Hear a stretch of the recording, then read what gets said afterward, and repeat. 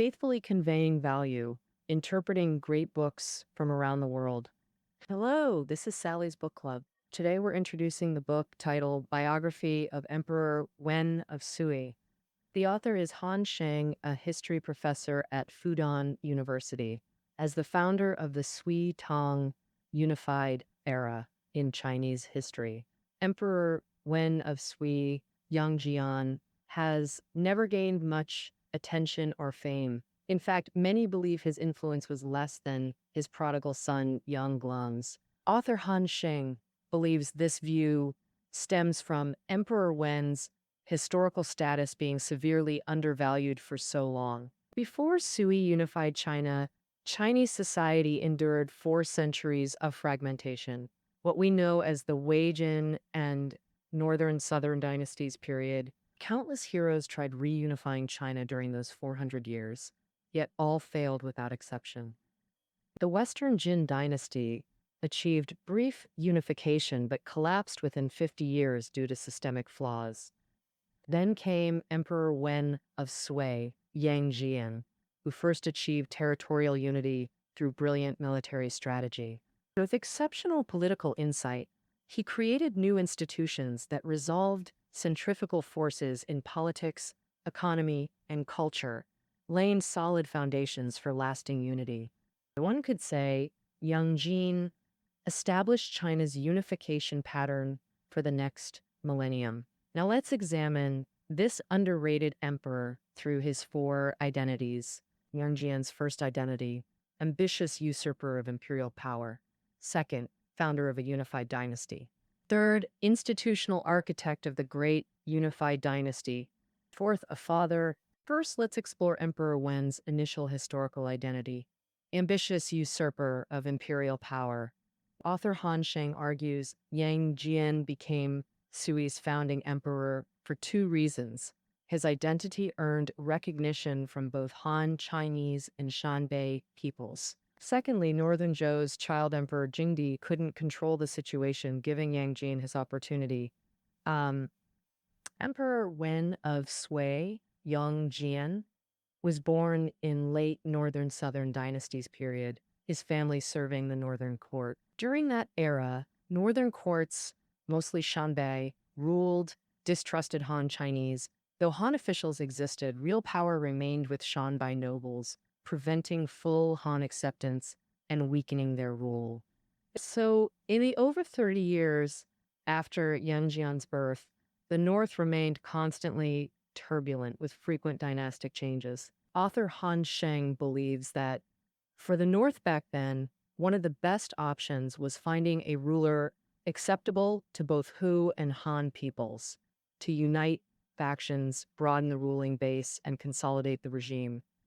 And our protagonist today, Yang Jian, was exactly that kind of figure. Yang Jian's family belonged to the Guanlong aristocratic group under the Northern Zhou Dynasty. This Guanlong aristocratic group consisted of military nobles from the Guanlong area, roughly central Shanxi and Lupan Mountains in Gansu, tasked with protecting northern borders during the Northern Wei era. Initially, the Guanlong group was made up entirely of ethnic minorities, like the Shanbai, Xiannu, and others. Later, as Hu and Han peoples merged, some Han Chinese joined the Guanlong group, including Yang Jian's father, Yang Zhang. Since Yang Zhang spent years mingling with Hu people, he absorbed their customs and habits. Thus, the Yang family was seen as a Han family that had adopted Hu ways. Later, Yang Jian married the daughter of Shanbei noble Du Guxin, strengthening ties. Being Han-born but a Shanbei son-in-law, wasn't he the perfect bridge between both worlds? But having an identity that worked for both Hu and Han wasn't enough. After all, many such figures existed. For example, Li Bing, father of Tang founder Li Yuan, was another one. Compared to rivals, Yang Jin had an edge, access to the imperial throne, because his daughter Yang Lihua was crown princess to Northern Zhou's crown prince Yuanyang. Later, Yuanyang became emperor, and Yang Jian rose to become his father-in-law. But Yuan Yang had a strained marriage with young Li Hua and was highly suspicious of his ambitious father-in-law. To curb Yang Jian, after becoming emperor, Yuan Yang appointed 4 more empresses besides Yang Lihua, creating 5 empresses. A historical oddity with 5 empresses. But soon, Yang Jian's luck returned. Perhaps due to genetics, Northern Zhou emperors were notoriously short-lived, rarely past 30, and Yuan Yang was no exception. In the year 580 AD, the 21-year-old Yuan Yang suddenly died, leaving only a 7-year-old child emperor. Because Yuan Yang was inherently distrustful, he exiled all royal relatives to local posts during his lifetime. But he never expected this would actually help Yang Jian. As soon as Yuan Yang passed away, Empress Yang issued an edict inviting her father, Duke Sui Jian, to oversee the government with almost no resistance. Just like that, Yang Jian easily grasped the supreme power of the Northern Zhou Dynasty. Actually, from the end of Han to Northern Zhou, it was pretty much a history of powerful ministers usurping thrones.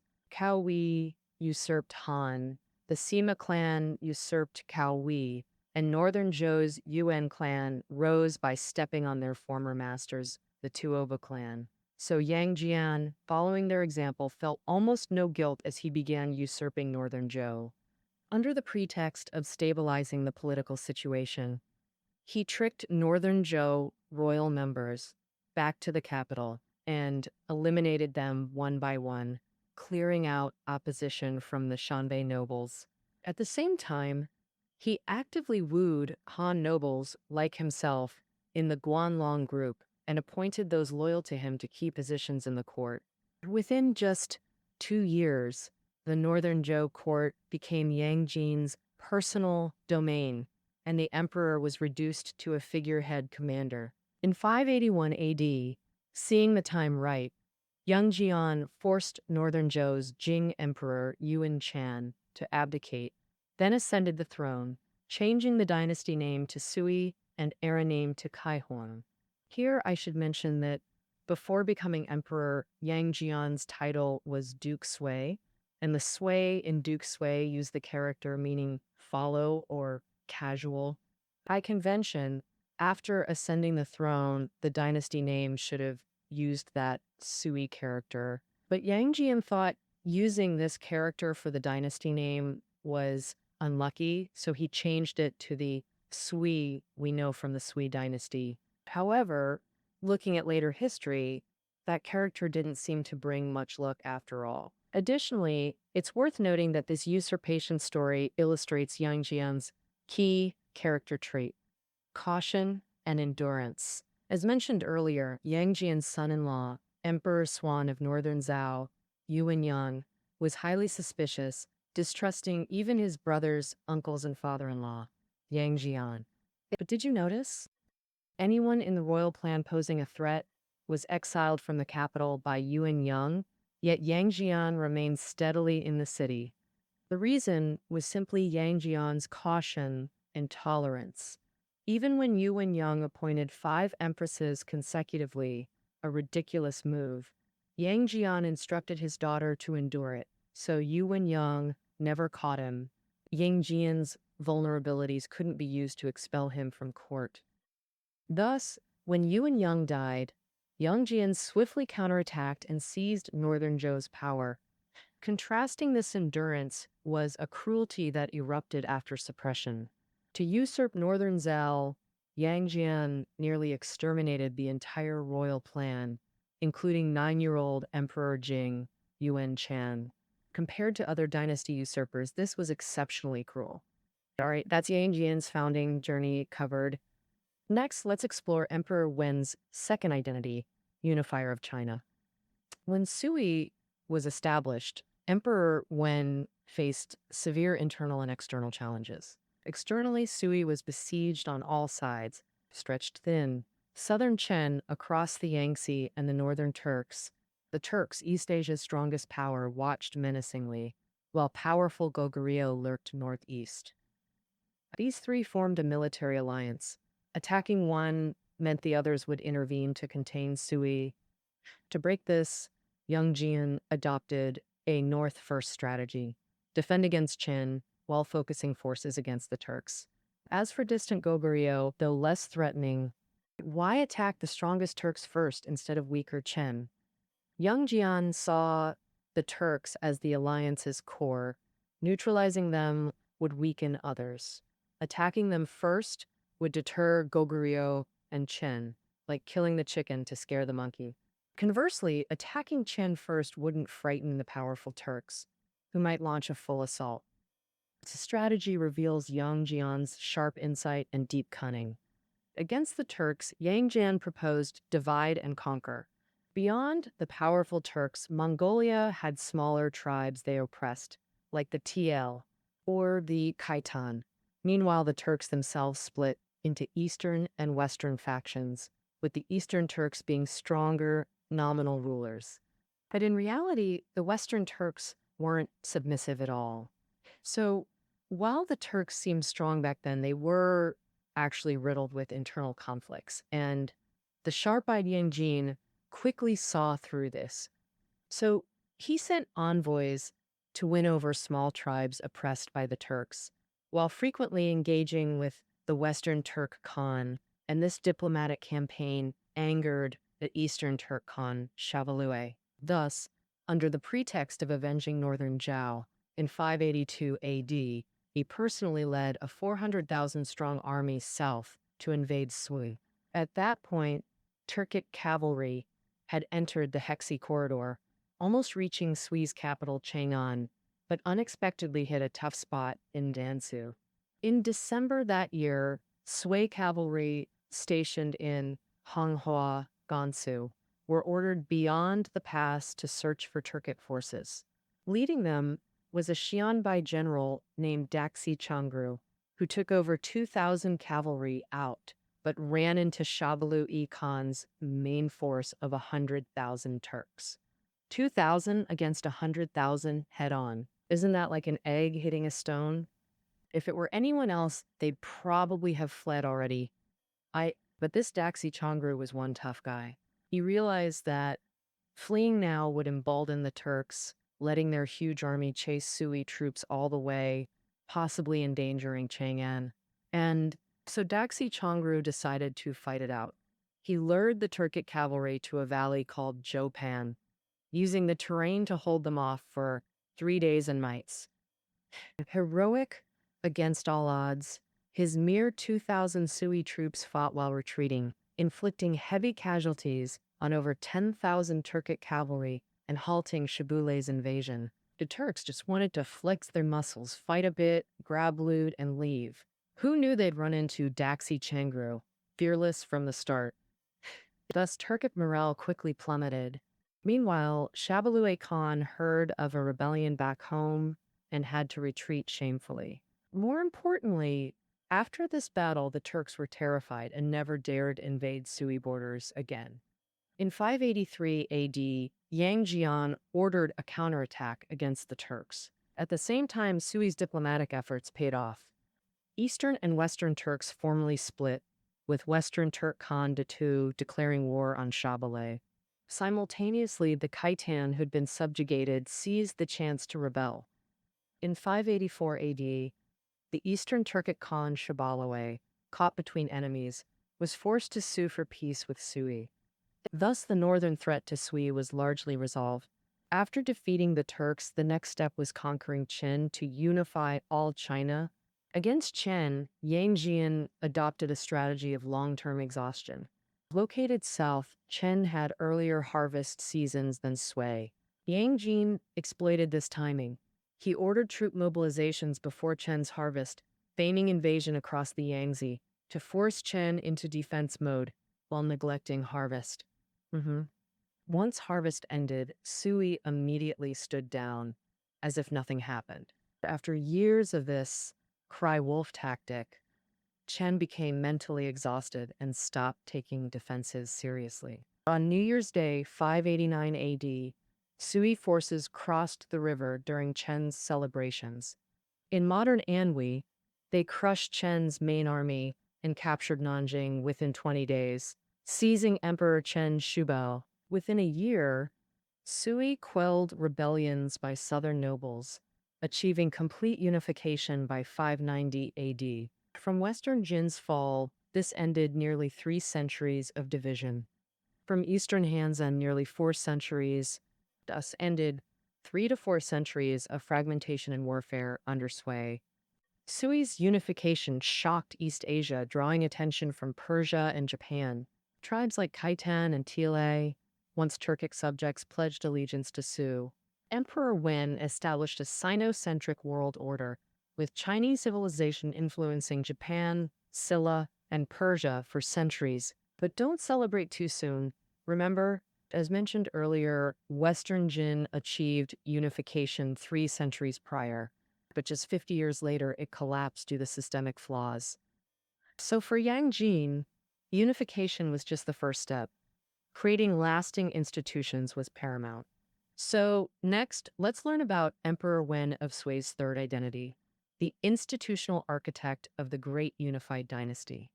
Although Sui achieved north-south unification through military means, China had been split for 300 to 400 years before that, creating all sorts of differences between North and South in politics, economy, and culture, differences that could escalate into national-level conflicts threatening unity. So if Sui couldn't effectively resolve these conflicts, it could collapse like Western Jin at any moment. In summary, Emperor Wen Yang Jian faced 2 main problems: conflicts between the emperor and nobles, and tensions between central and local authorities. Sui's noble class was roughly divided into 3 regional groups: the Guanlong aristocratic group we mentioned earlier, mainly from today's Shanxi and Gansu provinces, the Shandong aristocratic group from Henan and Shanxi provinces, and the Jiangnan aristocratic group from southern regions. Among them, the Guanlong group grew stronger as it produced emperors for both Northern Zhou and Sui. At that time, the Guanlong group completely controlled national military and political power, even constraining imperial authority. As for Shandong and Jiangnan nobles, they couldn't even touch the fringes of court politics. If this continued, powerful nobles could threaten imperial power, and Shandong and Jiangnan nobles might become disillusioned, splitting off to form their own regimes. To solve this, Yang Jian outwardly lavished rewards on Guanlong nobles, but secretly promoted them in name only to strip their real power.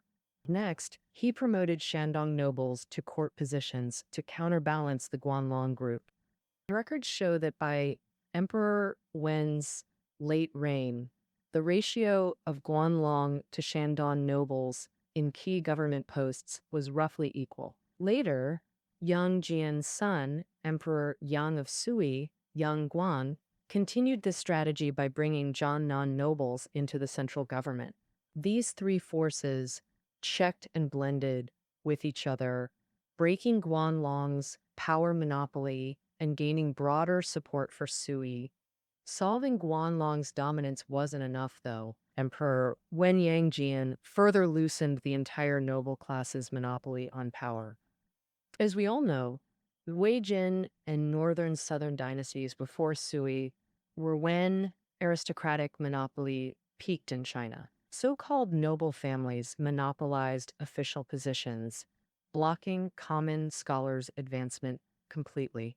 This situation persisted into the Sui Dynasty. To ease tensions between nobles and commoners and further suppress aristocracy to strengthen imperial power, Emperor Wen Yanjian created one of China's greatest systems, the imperial examination. But the author notes invented isn't quite accurate. Because merit-based selection was already matured during Wei Jin times, Emperor Wen merely refined it to prevent aristocratic corruption and gave common scholars fairer opportunities, balancing factions through political maneuvering. But power balancing was temporary. Lasting stability required standardized, effective administrative systems. A good system ensures officials collaborate while checking each other's power, no monopolies. Yet since late Han, China's administrative systems were chaotic. Random positions like Grand Minister or Chancellor kept monopolizing military and political power. When Yang Jian was Northern Zhou's powerful minister, he made himself chancellor to control all authority. But that was preparation for usurping Northern Zhou. Once emperor himself, the chancellorship became an obstacle to his power. So Yang Jian designed a new administrative system to end the chaos since late Han. His creation was the 3 departments and 6 ministry system used for over 600 years. The 3 departments were Secretariat, Chancellery, and Department of State Affairs, all led by chancellors. Secretariat drafted orders, Chancellery reviewed them, rejecting unreasonable ones. Department of State Affairs executed approved orders. 6 ministries under it handled finance, law, military, and other specific affairs. This system split chancellor power 3 ways: mutual cooperation and checks, preventing power monopolies threatening imperial authority. Thus, the organizational chaos from frequent regime changes since late Han was finally resolved. Now, let's discuss Yang Jian's other challenge: central and local tensions. In Qin and Western Han, local government used a 2-tier system. Commanderies, Zhun, governed by grand administrators, equivalent to governors, and counties, Xian, governed by magistrates. Roughly equivalent to mayors today, this 2-tier structure was simple and efficient. Though often called China's best ancient local system, Eastern Han complicated it by adding a superior level. Provinces, Zhou, governed by governors. A governor managed several commanderies, like a modern governor overseeing multiple provinces plus commanding military forces. Such immense local power inevitably caused trouble. By late Han, these governors evolved into regional warlords, like familiar figures Liu Biao of Jing Province, Yuan Shao of Ji Province. These warlords ultimately led to the Three Kingdoms division: Wei, Shu, Wu. With constant warfare and fragmentation since then, institutional reform became impossible. Thus, when Sui was founded, local administration was a complete mess. Moreover, after centuries of war, central authority weakened locally, while aristocratic clans gained power, organizing militias and maintaining order, making people loyal to clans, not the court. Local officials operated strangely. You could ignore the distant court. They couldn't enforce orders anyway. But never offend local aristocrats. It'd ruin you instantly. This degraded local governance into aristocratic puppetry. To fix this, Emperor Wen abolished the 3-tier system in 583 AD, reinstating a 2-tier system: provinces and counties. Here, provinces, Zhou, align with Qin Han commanderies in rank. He reassigned commandery-level officials to provincial or county posts and dismissed redundancies. Thus, Sui's local bureaucracy transformed overnight, vastly improving administrative efficiency. Meanwhile, Yang Jian used the administrative reorganization to investigate local aristocrats, then targeted them to strengthen central control and weaken regional power. Notably, when launching these reforms, Sui was still fighting Turks in the north and facing Qin Dynasty across the Yangtze. Reforming local governments under such circumstances was like walking a tightrope. One misstep meant disaster. The cautious Yang Jian took this risk not recklessly, but out of desperate need for money. Fighting Turks now and Chen later required massive funding everywhere. Yet local aristocrats siphoned tax revenues, leaving almost nothing for the central treasury. So Yang Jian had to overhaul local governance to reopen tax channels from regions to capital, funding unification. This reform reveals another side of Yang Jian. Though cautious, he wasn't timid, prudent when needed but bold when necessary. Moreover, centralizing wealth itself prevented fragmentation. After all, regions without funds couldn't rebel. But objectively, Yang Jian overdid this strategy. After centralizing control, he plundered local resources ruthlessly, ignoring regional financial crises. Records show Sui's central grain reserves lasted decades into the Tang dynasty. Yet during Yang Jian's reign, frequent famines struck. Locals couldn't provide relief, while he refused to use reserves. By Emperor Yang's era, this tax system became tyrannical, contributing significantly to Sui's downfall. All right, that covers Yang Jian's institutional reforms. Now for Emperor Wen's final identity as a father. While politically brilliant, his fatherhood was complicated. When Sui was founded, Yang Jian believed Northern Zhou fell due to intense royal infighting and short-lived princes weakening the house, which led an outsider like him seize power. Thus, after becoming emperor, Yang Jian focused not only on cultivating the crown prince, but also on building political credibility and personal influence for other princes. For example, when second son Yang Guang came of age, he arranged his marriage into the Jiangnan aristocracy and granted him military authority to lead the campaign against Chen. As other princes matured, Yang Jin entrusted them with key regions like Central Plains and Sichuan for defense. Notably, Emperor Wen had 5 sons, all born to Empress Dugu. This situation gave Yang Jian a dangerous illusion. He naively believed full-blooded brothers wouldn't fight for the throne or turn against each other. His psychological relaxation led to indulgence and lack of restraint toward his sons. This drove his 5 sons toward 2 extremes. Crown Prince Yang, third Prince Yang Jian, and fourth Prince Yang Shu became decadent playboys. Most shockingly, Yang Jun even loan sharked for personal profit. Meanwhile, second son Yang Guang, later Emperor Yang, and fifth Prince Yang Liang, wielding military power, became ambitious conspirators, secretly building factions to replace the crown prince. When Yang Jian realized the danger, he abandoned indulgence for cold severity. He repeatedly rebuked Yang for corruption, stripped Yang Jun of titles, and ultimately drove his once favorite third son to death. Originally intending to warn other princes into reform, this backfired, failing to correct them while worsening conflict with Yang. Finally, deeming Yang irredeemable, he deposed him and made Yang Guang crown prince. Believing Yang Guang had the best political integrity, he imprisoned fourth prince Yang Shu for opposing Yang Guang. But history shows Yang Guang's integrity was non-existent. In early 64 AD, the 64-year-old Yang Jian, feeling aged and weary, transferred all authority to Crown Prince Yang Guang. That August, Emperor Wen of Sui, Yang Jian, passed away peacefully. Notably, many firmly believe Emperor Wen of Sui died not naturally, but was murdered by his son Yang Lang. But author Han Sheng considers this theory unreliable. As mentioned earlier, over half a year before his death, Yang Jian had already transferred all power to Yang Guang, becoming a powerless retired figurehead. So even if Yang Jian noticed something wrong, he posed no threat. Why would Yang Guang risk patricide to kill his dying father? It makes no sense. All right, that concludes Emperor Wen of Sui's story. Now, let's see how author Han Sheng evaluates Emperor Wen. First, it's certain that Yang Jian was among China's greatest political minds.